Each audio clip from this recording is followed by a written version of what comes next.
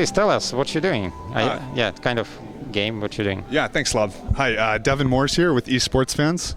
We're doing advanced esports analytics down in Sunnyvale. So we're working with data science on esports to aid in win prediction, player efficiency ratings, and also to help gamers increase their skill level, increase their understanding of the professional scene, and also to increase their chances of winning in daily fantasy endeavors and betting, traditional betting. Actually, I did study law in China for a little bit. I worked in Hong Kong. But China and Southeast Asia and, of course, South Korea are the largest esports markets in the entire world and fastest growing. So particularly for League of Legends, Dota 2, and Counter-Strike. But these games are incredibly dynamic. I think the best way to describe them for those who aren't completely familiar with what would be called a MOBA, Massive Online Battle Arena, would be a combination of chess and basketball or hockey.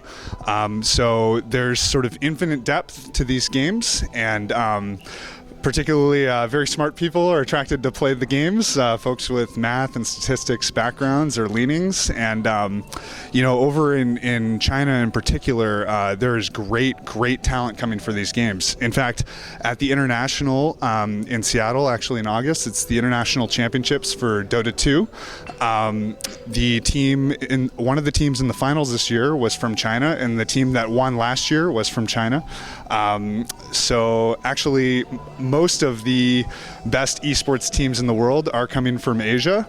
In fact, in China and South Korea, and even in places Scandinavia in particular, Sweden in particular, esports are kind of common knowledge. It's not like here in North America or the States where you go up to someone on the street and you might have to explain to them what League of Legends is or what Dota is or what Counter-Strike. I know you said you play a little bit or used to yourself. A great game. Over there, they report the box scores in the newspaper. And sometimes even in public school, there's time set aside for after-school esports curriculum. You can practice with your esports coach 3 hours a week, this kind of thing. Also, for the audience out there, they are offering college scholarships now for esports at many universities across the United States and in Europe. So if you have high aptitude and you're very skilled mechanically, strategically, you have good teamwork skills, esports is only growing, and actually, it might be hard to believe, but over 100 million people around the world play League of Legends and Dota 2. That's not even including Counter-Strike and World of Tanks and many other games which we're all familiar with, which are growing at exponential rates.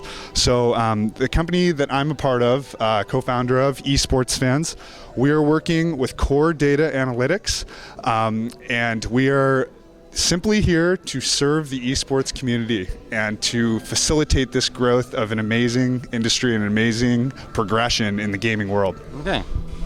Let me challenge you a little bit, because I've always been curious. What's the basic difference between different types of players, say Chinese player, American player, and who is more like involved in the game? Oh, yeah. So, what do you think? That's a great question, Slav. Oh, sorry. I like all the media attention. Yeah.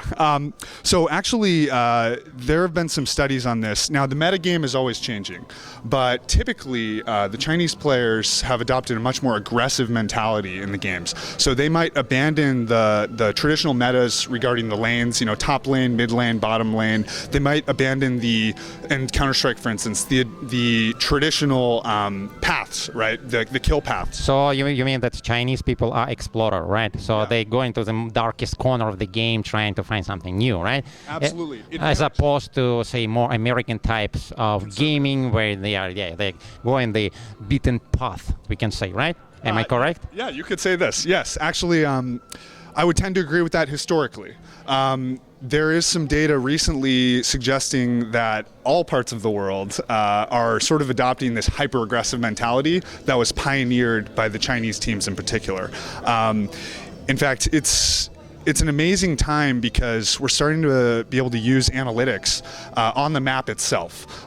So kill zones, efficiency ratings for the farming, efficiency ratings in the map where your specific competitive analysis where your opponent might be weak.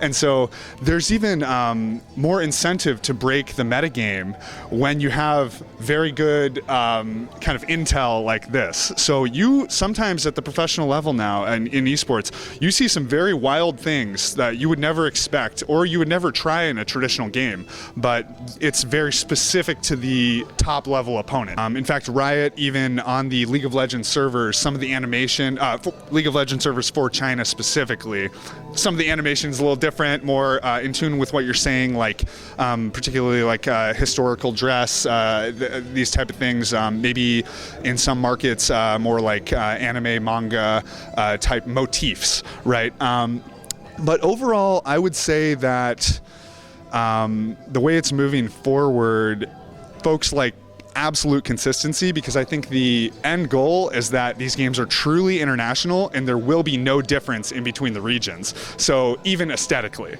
So the goal is to keep that as much international as possible. Yes. Yeah, to reduce the workload for you guys, right? Yeah. So that's the way they caring about the consumers. Okay. Yeah. And what other regions in the world are you looking for as the biggest markets except China? Of course, I know the India is next, right? Yeah. But Well, after India, what is this? Well, actually, Russia and Central Asia, those are huge esports markets.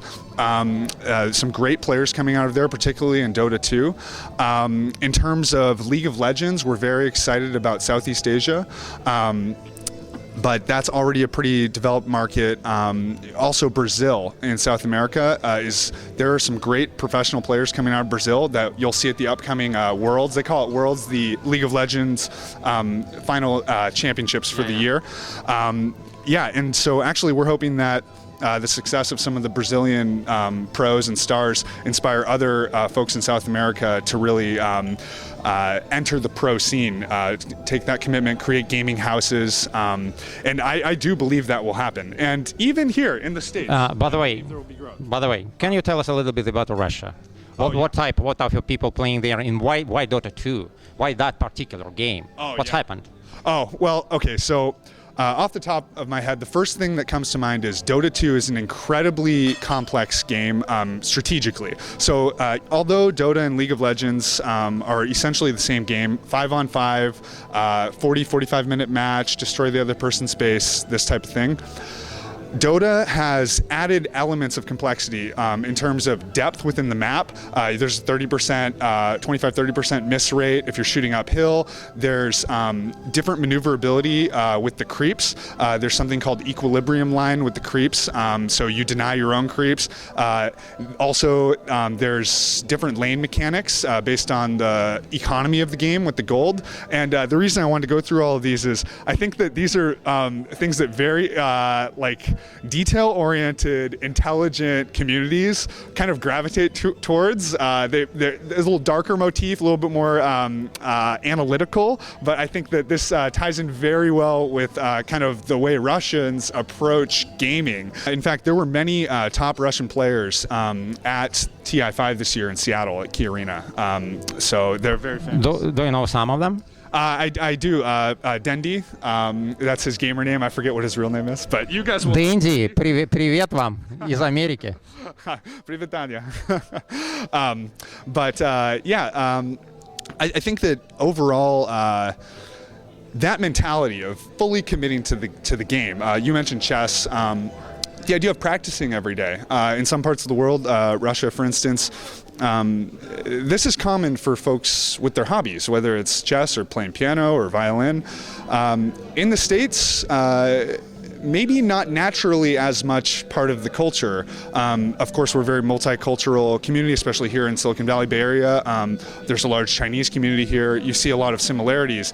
The reason I bring this up is the advent of the quote-unquote gaming house. A lot of them are in Los Angeles in particular. The professional gaming organizations, one comes to mind. All the best teams have gaming houses there, but one of the first ones was Curse. I'm sorry, are we talking about the betting on the game, right? That's what we're talking about money, big money being put into that gaming arena. That's what. Yes, absolutely. And give us a number, how much money there. Okay, well, TI5, the International in Seattle, for Dota 2. The total prize pool was over $18 million this year. $18 million. 18 million US. And actually the first place team that won, Evil Geniuses, they took home 6.6 million. And something really amazing about this is that a lot of that, the way the funds get that high, is a lot of it is in a way crowdfunded.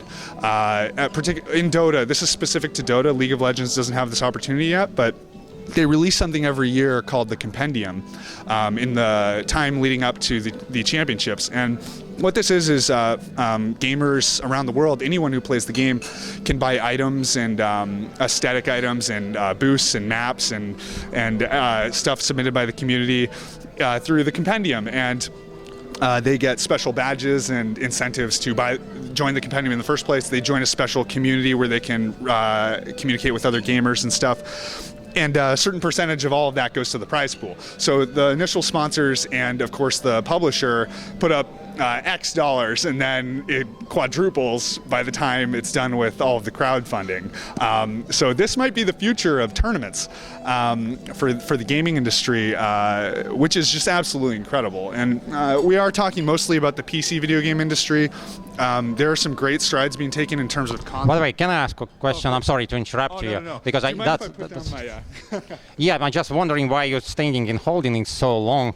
It's going to be the world record of giving an interview holding plate without touching it, right? Hey, So that'll be my reputation. Russian will appreciate it because they like, eat, and talk at the same time. So, that's what I'm all about, Slav. Yeah, I hope so. Yeah. So my question is kind of a delicate one because most of the game which people crazy about, they're violent.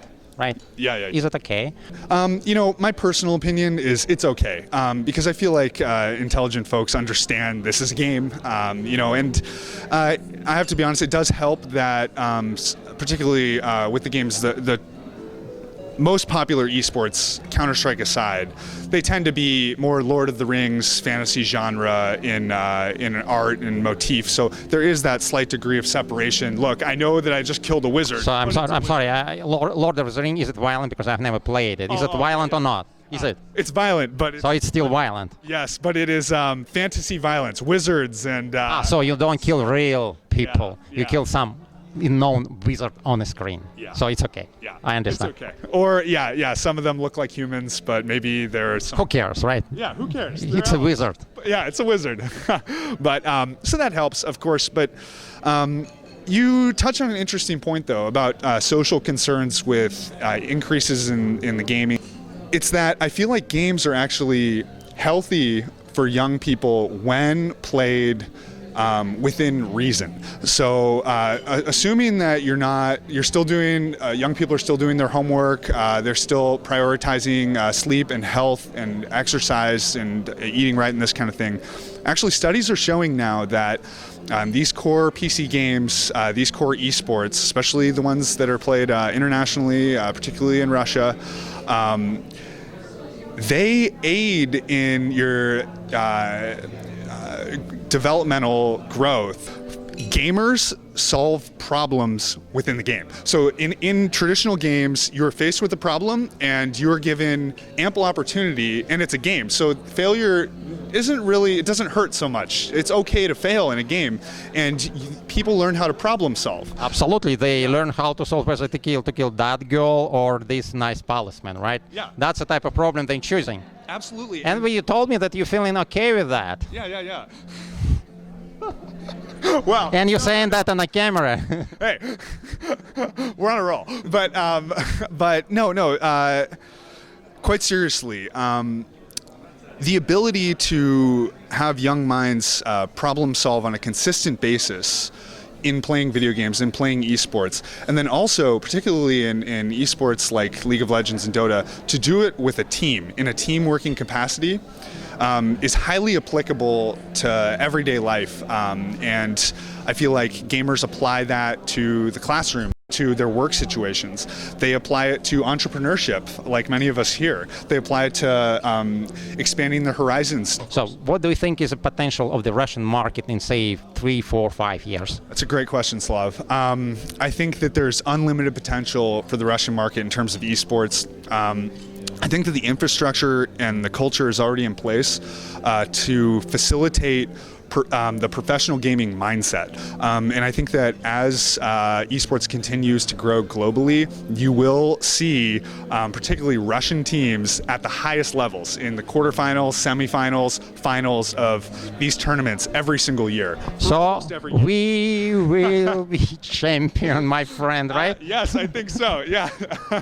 I like your excellent, singing, Slav. excellent. Yeah. So now tell our spectators again your name, your company, and say something in Russian. Absolutely. Well, thank you for your time today. My name is Devin Moors, Devin Moors, and my company is eSports Fans. So the last part of fans is with a Z. You can look us up at esportsfans.com. And something in Russian. Well, one more thing about eSports Fans, we're doing advanced analytics for eSports. And до свидания. And oh, that's all I got.